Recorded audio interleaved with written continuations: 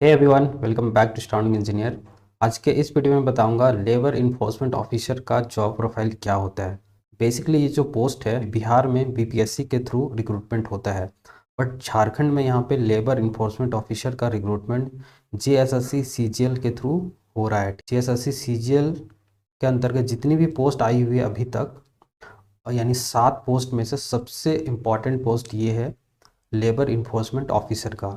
So guys इस video में basically मैं बताऊंगा कि पोस्ट एंड सैलरी क्या है, पोस्टिंग प्लेस क्या है। ठीक है, मतलब आपका जब रिक्रूटमेंट होता है तो पोस्टिंग प्लेस कहाँ पे होगा, इसका जो वर्क प्रोफाइल है यानी नेचर ऑफ वर्क कैसा है उसके बारे में बताऊंगा। और उससे भी ज़्यादा इम्पॉर्टेंट इसमें प्रमोशन का क्या स्कोप है। और फाइनली मैं बताऊंगा फैसिलिटीज़ एंड पावर, आपको कितना फैसिलिटीज़ मिलता है यदि आप लेबर इन्फोर्समेंट ऑफिसर में ज्वाइन करते हैं तो। सबसे पहले बात करते हैं लेबर इन्फोर्समेंट ऑफिसर का जो रिक्रूटमेंट होगा वो श्रम रोजगार प्रशिक्षण और कौशल विकास विभाग के अंतर्गत होगा। ठीक है, आपका जो पेरेंट डिपार्टमेंट होगा वो यही होगा। गाइस आगे बात करते हैं पोस्ट एंड पोस्टिंग प्लेस।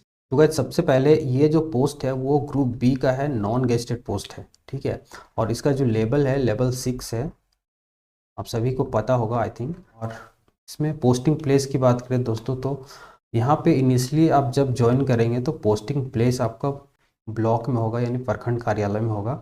और एक प्रमोशन के बाद वो मैं आगे बताऊंगा जो नेक्स्ट प्रमोशन होगा वो किस पोस्ट पे होगा। जब आप एक प्रमोशन ऊपर चले जाते हैं तब आपका पोस्टिंग डिस्ट्रिक्ट लेवल पे होगा। ठीक है, अब बात करते हैं दोस्तों सैलरी की। ठीक है, तो सैलरी आपको रफली यदि आपका पोस्टिंग वाई सिटी है यानी रांची, धनबाद, जमशेदपुर में, तो इन हैंड अप्रॉक्स इतना आएगा after the introduction of new dearness allowance in Jharkhand government. ठीक है, 59,000 के करीब आएगा अप्रॉक्स। और गाइस यदि आपका पोस्टिंग जेड सिटी में है तो आपका इन हैंड सैलरी अराउंड बनेगा 54,000। तो गाइस यहाँ पे देख सकते हैं आप, ये मैंने सैलरी पूरा कैलकुलेट किया हुआ after all the deductions taxes and GPF deduction के बाद आपका इन हैंड सैलरी इतना आएगा और जेड सिटी के लिए इतना आएगा। ठीक है, तो ये आप कैलकुलेशन देख सकते हैं यहाँ पे। दोस्तों आगे बात करें most important thing work nature. Work nature कैसा है लेबर इन्फोर्समेंट ऑफिसर का यानी श्रम प्रवर्तन पदाधिकारी का। तो सबसे पहला जो काम होता है इसका लेबर लॉ इन्फोर्समेंट करना, यानी श्रम से रिलेटेड जितने भी लॉज हैं उसको आपको बरकरार रखना है। लाइक लेबर लॉज हो गया, लेबर लॉ एक्ट हो गया, फिर आपका मिनिमम वेजेज एक्ट हो गया, और इससे भी रिलेटेड और भी बहुत सारा चीज़ है लाइक इंडस्ट्रियल डिस्प्यूट एक्ट हो गया। तो जितने भी लॉज है ना इसको आपको इंटैक्ट रखना पड़ता है और इससे ही रिलेटेड आपको काम करना पड़ेगा। और जितना भी रजिस्ट्रेशन होता है लेबर का वो भी आपको करना पड़ता है ब्लॉक लेवल पे। और अगला जो काम है वो है कि जितने भी शॉप्स हो गया, कंपनी हो गया या फैक्ट्री हो गया जो अपने अंडर लेबर रखते हैं तो उसको आपको मैनेज करना होता है और उसका जो ट्रैक रिकॉर्ड है वो आपको रखना पड़ता है। और आपको इंश्योर करना पड़ता है कि वो जो फैक्ट्री है उस पर जितने भी लेबर लॉज हैं वो का पालन हो रहे हैं कि नहीं हो रहे हैं। ठीक है, अभी यूपीएससी एस्पायरेंट का एक वेब सीरीज आया था, उस पर आप देख सकते हैं कि जो लेबर कमिश्नर होता है लेबर से रिलेटेड जितने भी लॉज होते हैं वो इन्फोर्स करने की बात करता है। तो गाइज सबसे ज़्यादा इम्पॉर्टेंट इसमें जो वर्क नेचर होता है कि जितने भी योजना आ रहा है झारखंड गवर्नमेंट के अंदर या किसी भी गवर्नमेंट के अंदर, अभी मैं झारखंड स्पेसिफिकली बात कर रहा हूँ, तो झारखंड के गवर्नमेंट के अंदर जितने भी योजना आ रहा है लेबर से रिलेटेड उस योजना को आपको ग्राउंड लेवल पे रेप्लिकेट करना है, अप्लाई करना है, ऐसे समझ सकते हैं आप। और जो फाइनल रिपोर्ट होता है ना वो आपको अपने सीनियर अथॉरिटी को सबमिट करना होता है। जैसे इस केस में हो गया लेबर सुपरिटेंडेंट हो गया जो कि डिस्ट्रिक्ट लेवल पे बैठता है। ओके, ये सारा चीज़ रिपोर्ट आपको बना के या जितने भी फाइल वर्क होता है वो आपको डिस्ट्रिक्ट पे भिजवाना होता है या फिर आजकल ऑनलाइन भी होता है तो उस पर आपको काम करना पड़ेगा।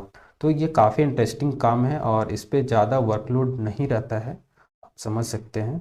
गज आगे बात करें प्रमोशन की, तो जैसे ही आपका ज्वाइनिंग लेबर इन्फोर्समेंट ऑफिसर में होगा तो आपका level as I earlier said level 6 पे होगा और आपका जो पोस्टिंग होगा ब्लॉक लेवल पे होगा।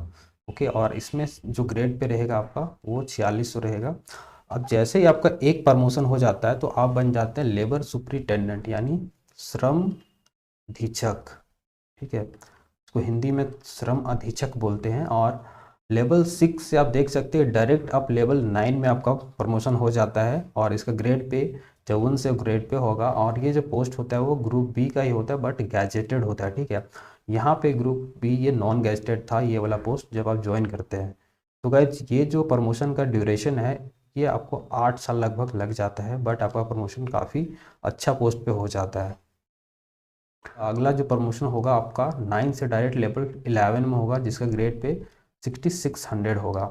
और ये जो पोस्ट होता है ग्रुप ए का सभी पोस्ट है गैजेटेड होता है। तो आप समझ सकते हैं कि आपके पास कितना पावर हो जाता है। जैसे आपका प्रमोशन श्रम अधीक्षक में होता है या फिर असिस्टेंट लेबर कमिश्नर यानी सहायक श्रम आयुक्त बोलते हैं इसको हिंदी में, और तब आप जिला लेवल पे बैठते हैं, ठीक है। आपका कार्यालय जिला लेवल पे होगा।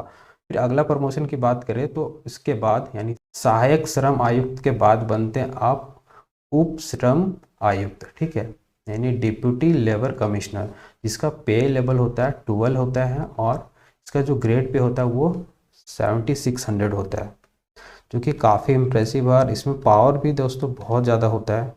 अब इससे इमेजिन कर सकते हैं, इसका मतलब ये समझो कि डीसी लेवल का ये हो जाता है पावर। ओके, नेक्स्ट प्रमोशन में आपका जॉइंट लेबर कमिश्नर पे हो जाता है। यहाँ पे लेवल 12 नहीं है, लेवल 13 है, ठीक है। और ये भी ग्रुप ए का होता है। इसके आगे भी प्रमोशन होता है। देखो प्रमोशन किस पे डिपेंड करता है कि आपका एज कितना कम है। जितना आपका एज कम होगा उतना ज़्यादा पॉसिबिलिटी है कि आप हायर रैंक पे पहुंच सकते हैं, ठीक है। और जैसे ही क्या है कि जो भी ज़्यादा एज के कैंडिडेट रहते हैं वो काफ़ी तर यहाँ तक पहुँचते पहुँचते उसका रिटायरमेंट हो जाता है, और जिसका एज कम रहता है या मेरिट लिस्ट पे बहुत ऊपर रहते हैं तो वही लोग यहाँ तक पहुँच पाते हैं। इसके आगे भी एक पोस्ट होता है जो लेबर कमिश्नर होता है, ठीक है, या तो अपर लेबर कमिश्नर बोलते हैं, ठीक है। तो उस पोस्ट में पहुँचने के लिए आपका एज काफ़ी कम होना चाहिए और मेरिट में भी आप आगे रहेंगे तभी यहाँ तक पहुँच सकते हैं। बट एक चीज़ यहाँ पे नोटिस करने वाली बात है कि इतना अच्छा प्रमोशन का स्कोप जीएसएससी के कोई अलग पोस्ट में नहीं है। जैसे सीजीएल के अलग दूसरे पोस्ट पे इतना अच्छा स्कोप नहीं प्रमोशन का, ठीक है। आप एएसओ का भी देख ले तो उस पर भी इस तरह का प्रमोशन नहीं है जितना हायर पोस्ट पे है इस पे, ठीक। और गाइज आगे बात करें फैसिलिटीज़ एंड पावर की, तो पावर में आपको बेसिकली अभी हमने बात किया कि जिस लेवल पे आप पहुंचते हैं आपके पास काफ़ी पावर होता है लेबर लॉ इन्फोर्स करने का, और उससे रिलेटेड जो भी योजना बनता है तो हायर जो असिस्टेंट लेबर कमिश्नर रहते हैं या labour commissioner joint labour commissioner रहते हैं वो सारे डिसाइड करके स्टेट लेवल पे लेबर से रिलेटेड यानी लेबर के वेलफेयर से रिलेटेड काफ़ी जो योजना होता है वो बनता है। इसमें फैसिलिटीज़ की बात करें दोस्तों, जब आपका फर्स्ट पोस्टिंग ब्लॉक पे होगा तो आजकल हर एक ब्लॉक पे झारखंड का नया मतलब क्वार्टर उसका रेसिडेंस बना हुआ है, तो उस पर आपको क्वार्टर आसानी से मिल जाता है, ठीक है। उसके अलावा जब आपका प्रमोशन हो जाएगा तब आपको व्हीकल मिल सकता है, बट इनिशियली मुझे नहीं लगता कि व्हीकल मिलेगा, ठीक है। बट इसके बारे में ज़्यादा जानकारी नहीं है, बट जैसे आपका प्रमोशन होगा या फिर फ्यूचर में झारखंड सरकार व्हीकल दे भी सकती है, ठीक है। तो ये डिपेंड करता है। बाकी इसके अलावा जो अलाउंसेस होते हैं वो काफ़ी होते हैं, जैसे मेडिकल तो मिलता ही सबको, फिर जो ट्रैवलिंग अलाउंस होता है वो मिलता है, फिर फ़ोन अलाउंस मिलता है, काफ़ी होता है, ठीक है। तो गाइज यदि आप यहाँ तक देख लिए हैं तो चैनल को प्लीज़ सब्सक्राइब कर देना, इससे मोटिवेशन मिलता है, ठीक है। और नेक्स्ट वीडियो आप किस टॉपिक पे चाहते हैं वो भी आप बता सकते हैं। और इससे रिलेटेड यदि मैं कुछ गलत बोला हूँ तो वो भी आप कमेंट में बता सकते हैं कि इस पॉइंट में मैंने गलत